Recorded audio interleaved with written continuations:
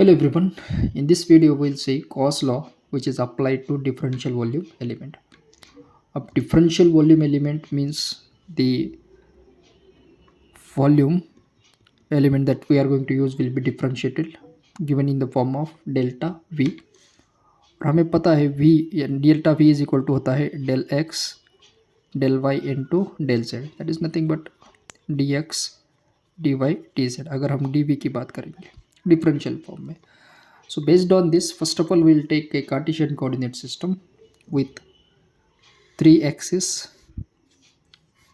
as x, y, and z. Let us have a small differential volume element which is given in the form of a cube, which will be placed like this, and at this center of this particular cube we have a point charge p. At this particular point charge we have a flux density as d bar. We are assuming this case.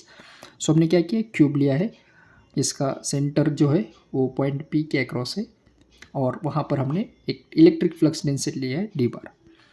अब अगर इस cube की बात करते हैं तो इस cube के 6 फेसेस होते हैं. एक तो फ्रंट बैक होता है, so will write front and back. Next left और राइट होता है, so we'll left right. And bottom और टॉप होता है. Yes, so we can have bottom and top, so will write bottom and top. अब अगर इन फेस की cube के हम एजेस की बात करते हैं, सो दिस वन ये अलॉन्ग वाई एक्सिस है तो डिफरेंशियल एलिमेंट हम डी बाई कंसिडर करेंगे. दिस इज हाइट, तो इसको हम कंसिडर करेंगे delta zero. That is nothing but a very small amount. Also this element जो अलॉन्ग एक्स एक्सिस पैरेलल है उसको हम कंसिडर करेंगे delta X. So we have delta Y, delta Z and delta X. The same could come for front, back, left, right, and bottom and top. Now, first of all, as per the Gauss law is considered, we'll write the differential term, that is nothing but our flux density d bar in terms of x direction, y direction and z direction. यानी कि एक vector हम लिखेंगे. So it can write this is dx ax bar. dx is nothing but magnitude along x direction plus dy magnitude along y direction, ये इसका direction है, और dz into ए Z बार ये हम कंसिडर करेंगे equation number 1. That means A vector is given. Okay, now if you consider this at particular point p जो कि है ओरिजिन पे बेस्ड हम कंसिडर करेंगे, तो इस वाले टर्म को हम लिख सकते हैं d0 bar. That is nothing but electric flux density at the origin. So the same equation हम रीराइट करेंगे as D bar is equal to d0 bar which will be equal to आ जाएगा dx0 origin पे है इसलिए ax bar plus dy0 ay bar plus dz0 into az bar. This is our equation number 2. Okay, अब ये जो dx बार dx0 dy0 और dz0 है ये कंपोनेंट अलॉन्ग x डायरेक्शन है, y डायरेक्शन और z डायरेक्शन है. Okay, now let's come across the Gauss law. So as you know that, so we'll write as according to the Gauss law, we know that the charged enclosed will be equal to surface integral d bar into ds bar. This is the equation for our Gauss law. Now the same we can write in terms of dx bar, d0 bar, dy bar और dz bar. लेकिन देखिए surface integral जो है वो किस direction में आ सकता है. So we are having total 6 faces, so we can get 6 edges we can call it as. एक तो फ्रंट बैक यानी कि इंटीग्रेशन फ्रंट बैक पे होगा, फ्रंट साइड और बैक साइड. आप देख सकते हैं ये लेफ्ट वाला साइड है और ये है राइट वाला साइड, तो वाई एक्सिस के अक्रॉस हो जाएगा. And next is top, top यानी कि प्लस जेड और बॉटम जो है वो आ जाएगा माइनस जेड का. सो will be getting this integral along 6 terms. So will write the total surface integral is we'll write this as q is equal to surface integral d bar dot ds bar as first integral as front direction plus back direction plus left plus right plus top plus bottom. Okay, ये हो गया integral. सो हमें 6 time integrate करना है of D bar D S bar. ये तो clear है. Let us assume this is our equation number 3. Fine. So सबसे पहले तो बात करेंगे हम फ्रंट साइड की तरफ. तो यहाँ पर हम लिखेंगे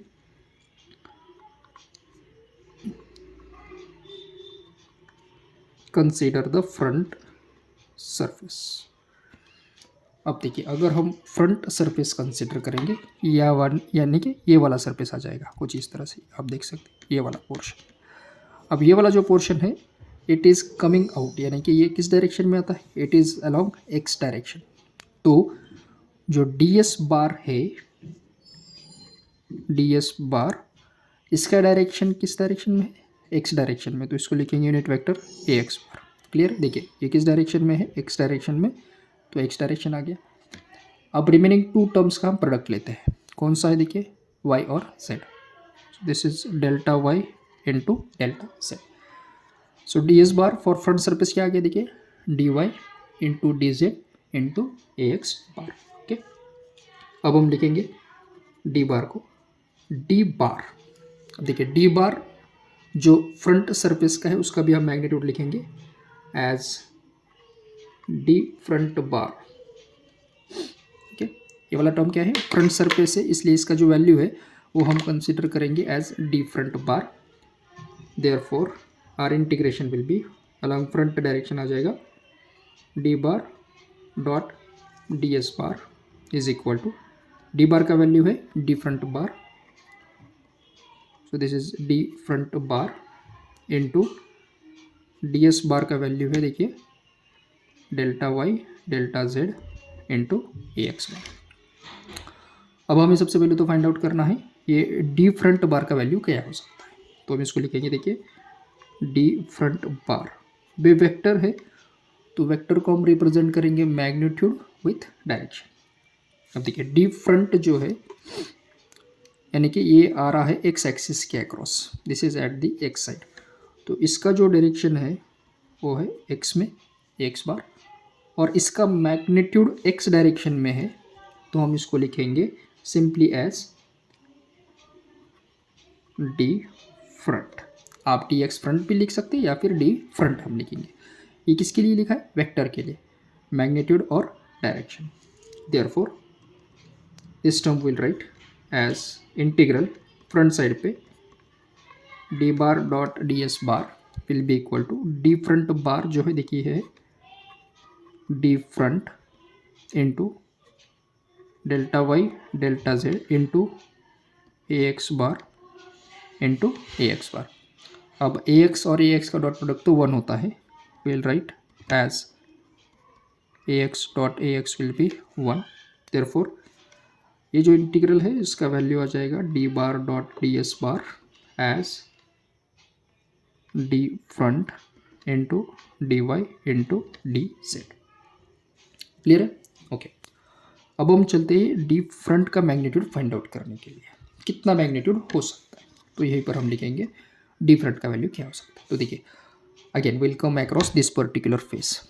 अब देखिए ये जो पर्टिकुलर फेस है फ्रंट साइड का, उसका एक तो वैल्यू पॉइंट पी के अक्रॉस हो सकता है या फिर ये चेंज हो रहा है अलॉन्ग एक्स एक्सिस. सो 2 पॉसिबिलिटीज़ है. एक तो ओरिजिन पे अक्रॉस हो सकता है या फिर it is coming along the x axis.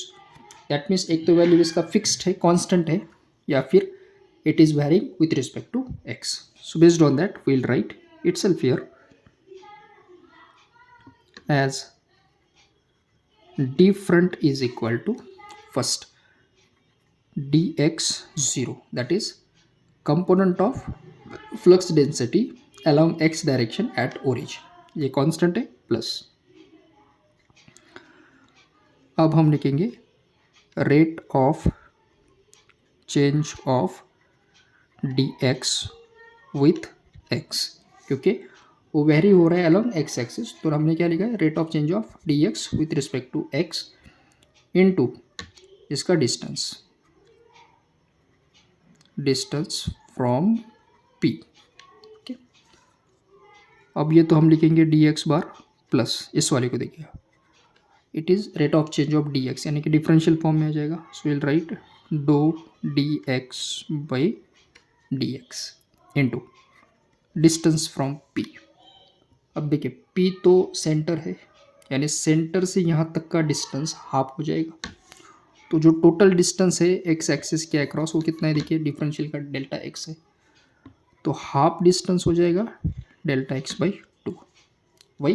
Because we are taking the distance from P, P centre of the origin है, तो इधर से यहाँ तक का डिस्टेंस हाफ है, सिमिलरली इधर भी डिस्टेंस कितना होगा, हाफ हो जाएगा। So total distance del X है, इस वजह से इसको लिया del X by two. Clear है sir?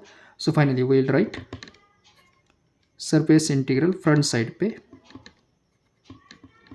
D bar dot D S bar is equal to, ये वाले टर्म में लिखेंगे डी फ्रंट है देखिए D X zero plus del X delta X by two into delta Y delta Z. Let us consider this is our equation number 4. Okay, this is how we obtain the value for front integral. अब हम इसी तरह से find करेंगे back के लिए। So we'll keep this as a reference and here we'll write integral back के लिए as back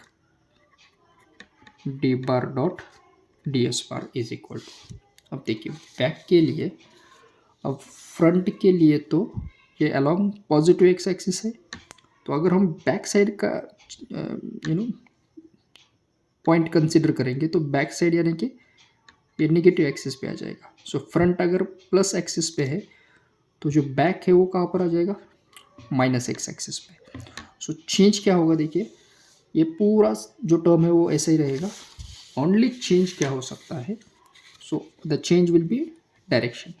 तो हम इसको लिखेंगे इस वाले टर्म में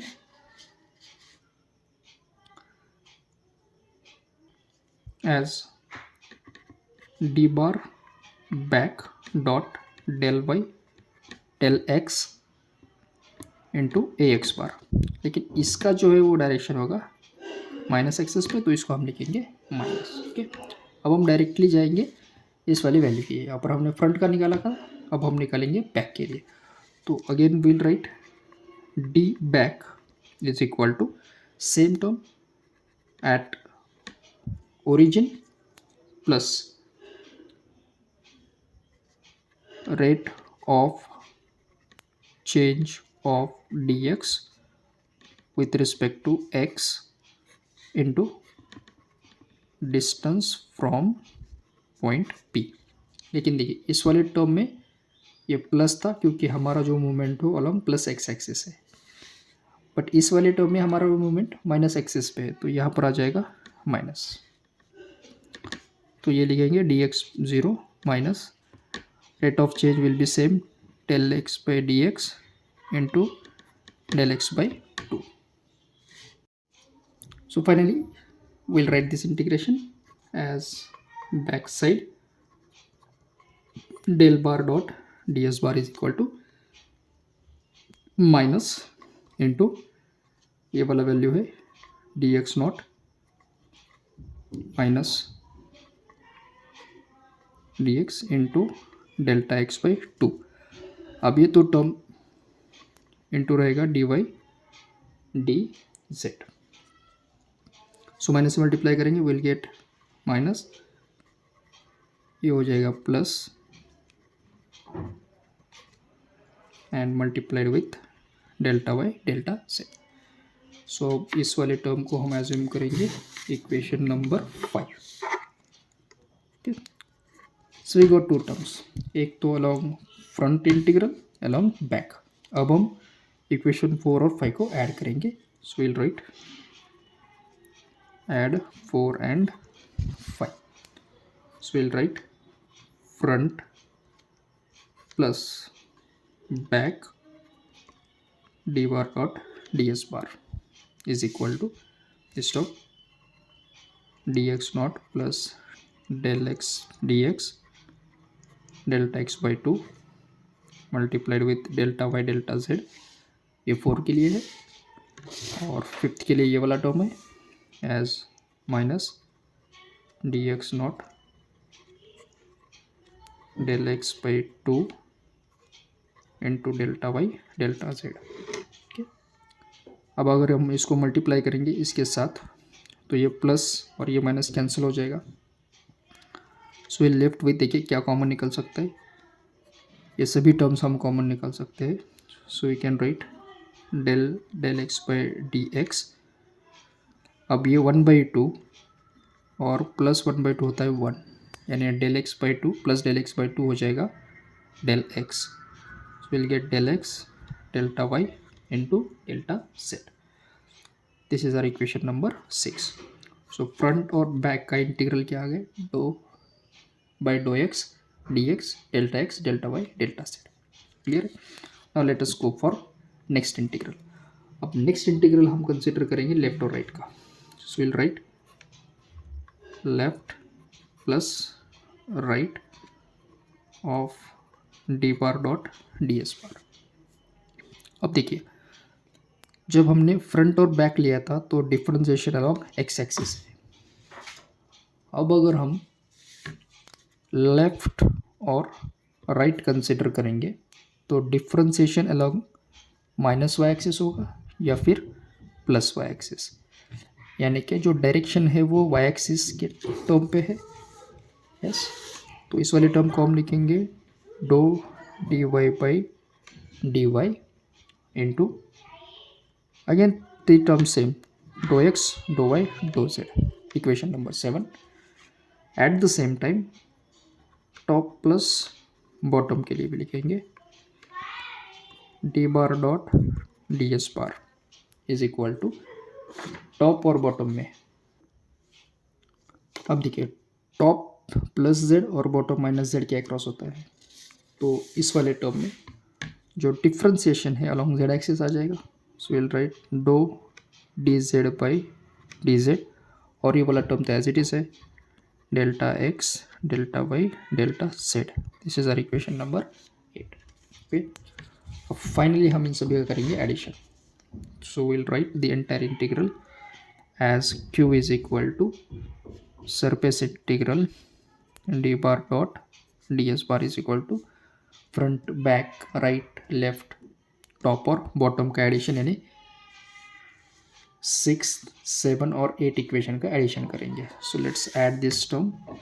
सो will be getting do D X by D X plus dough D Y by D Y plus dough D Z by D Z multiplied with, ठीक है, इन तीनों में तो कॉमन एक ही टर्म है del X del Y delta Z. इन तीनों को अगर हम कॉमन निकालेंगे सो इनका आ जाएगा addition. So left with del X del Y into delta Z. Fine. Now next term as you know that D V is equal to होता है D X D Y D Z, जिसको हम differential volume कहते हैं। So again we can write this as delta V del X del Y delta Z. Therefore ये इक्वेशन को हम लिखेंगे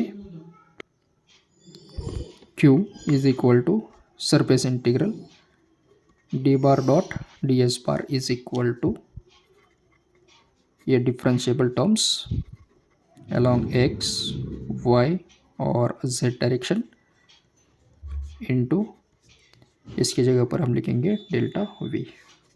सो this is how we obtained Gauss law in the differentiable form. Okay, you can see all the terms are in differentiable form. This is along x direction, y, z direction और जो volume का element है वो भी differentiable form है dx, dy और dz. So this is where we obtained this equation of Gauss law which is applicable to differentiable volume element.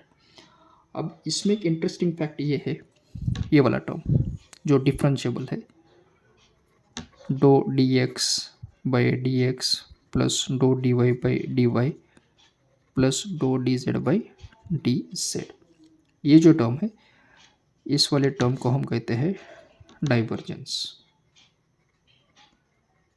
It is called as divergence.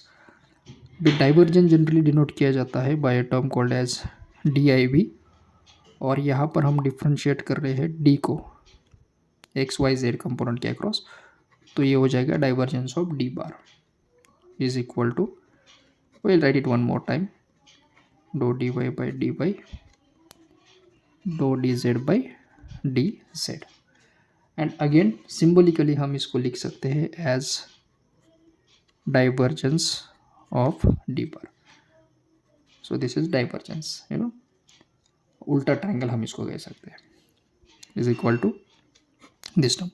So this is another important term from Gauss law applicable to differential volume element, जिसको हम कहते हैं divergence. अब ये तो हो गया Cartesian coordinate system में along x, y और z direction.